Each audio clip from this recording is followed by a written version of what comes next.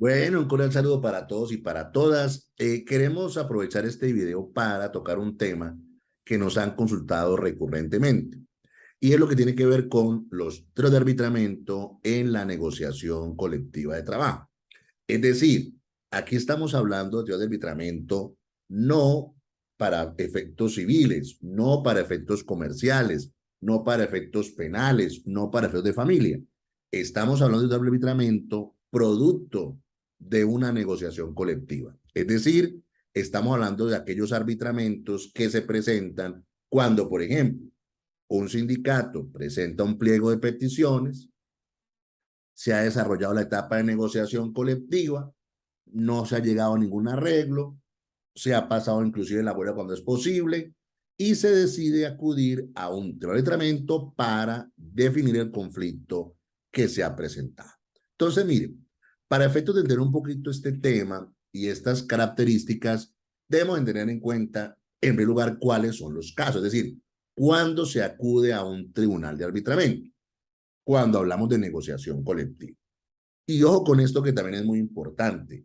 Hay una norma específica que regula los tribunales de arbitramiento, pero esas normas no aplican a este tipo de tribunales que se desarrollan en virtud de la negociación colectiva.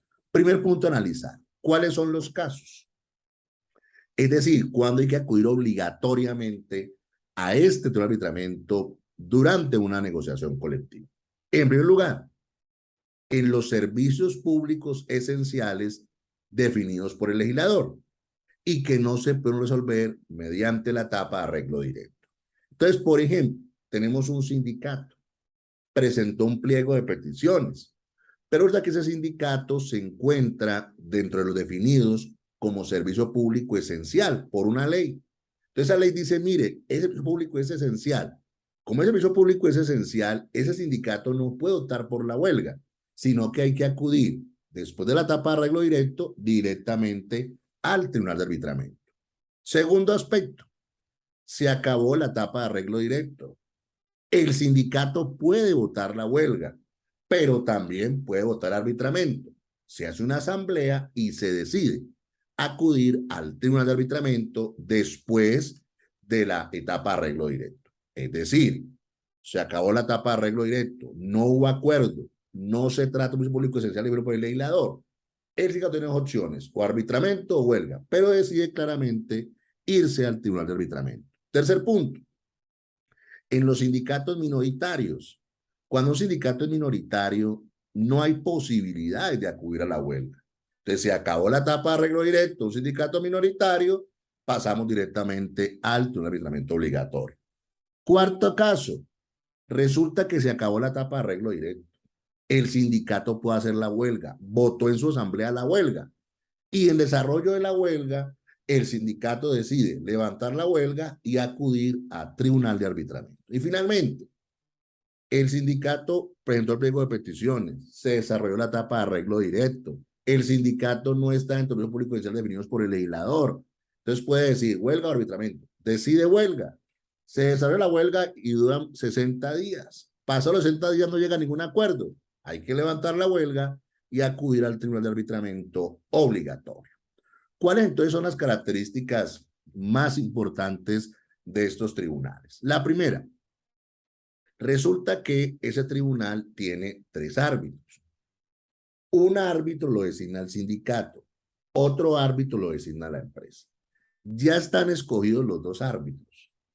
Esos dos árbitros se pueden reunir y colocarse de acuerdo y decir, mire, vamos a proponer a un tercer árbitro. Esos dos árbitros se ponen de acuerdo y eligen el tercer árbitro. Eso es una posibilidad. Segunda característica, esos dos árbitros nombrados, uno por la empresa, otro por el sindicato, o no se reúnen o no se ponen de acuerdo sobre el tercer árbitro. Entonces ahí hay que acudir al Ministerio del Trabajo para que de un listado que elabora la Sala Laboral de la Corte Suprema de Justicia se escoja el tercer árbitro. Se hace el respectivo sorteo, se escoge el tercer árbitro y así ya están designados esos tres árbitros. Cuarta característica, digamos, muy importante, y es que los honorarios de los árbitros no los pagan las partes, los paga el Ministerio del Trabajo. Sin embargo, aquí hay un aspecto muy importante y es que los secretarios de arbitramiento se nombra siempre un secretario. El secretario sí lo pagan entre el sindicato y entre la empresa.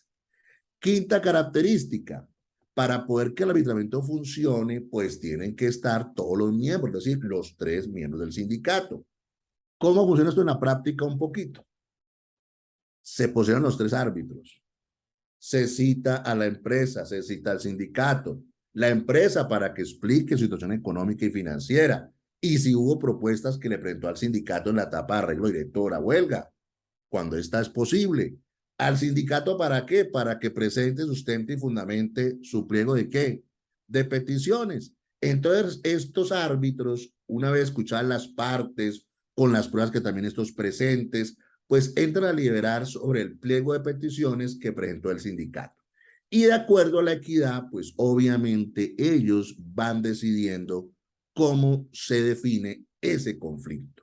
Ojo con esto, esos árbitros pueden tomar decisiones de punto de peticiones por unanimidad, es decir, los 3 estar de acuerdo. Pero si no están de acuerdo, entonces lo que se hace es votar por esos puntos y se elige por mayoría, normalmente 2-1, ¿sí? Y la persona que no está de acuerdo, pues obviamente puede salvar el voto. Ese tribunal de arbitramiento, pues emite un laudo arbitral, ¿sí? Y tiene para emitirlo desde que se posesionan, ¿sí?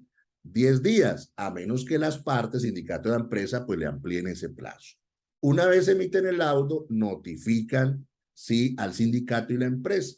Y el sindicato y la empresa, pues tienen la posibilidad, ¿sí? De dejar el laudo en firme, no presentar ningún recurso o acudir a las vías legales y presentar los recursos.